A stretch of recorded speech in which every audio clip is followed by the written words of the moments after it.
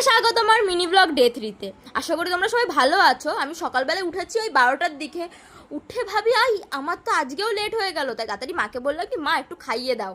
দেখো ওয়েদারটা আমি দেখাচ্ছি, বৃষ্টি বৃষ্টি হচ্ছিল, বাট রেডি হয়ে যাই বাইরে বেরোই, দেখি বৃষ্টির তো কোনো নামগন্ধ নেই, রোদ্দুর বেশ ভালোই উঠে আছে। আর এই যে মাঠটা দেখছো, এটা পুরো জল ভরে মনে হচ্ছে যেন পুকুর হয়ে গেছে। আর এখানে যেন শাপলা ফোটে রোজ সকালে। তারপরে ভ্যান করে আমি চলে গেলাম স্কুলে আমার কাজ মিটিয়ে ভাইকে নিয়ে ভ্যানে উঠে চলে আসছি বাড়ির দিকে। তারপরে যেই মোড়ে নামি দেখি বাবার দোকান পরিষ্কার করছে। কেন বলো তো দোকান পরিষ্কার হচ্ছে? বিশ্বকর্মা পুজো আসছে না, তাই বাবা তো তাড়াতাড়ি পরিষ্কার করছে। বাট আমার ভাইয়ের কাণ্ড তো শেষই হয় না।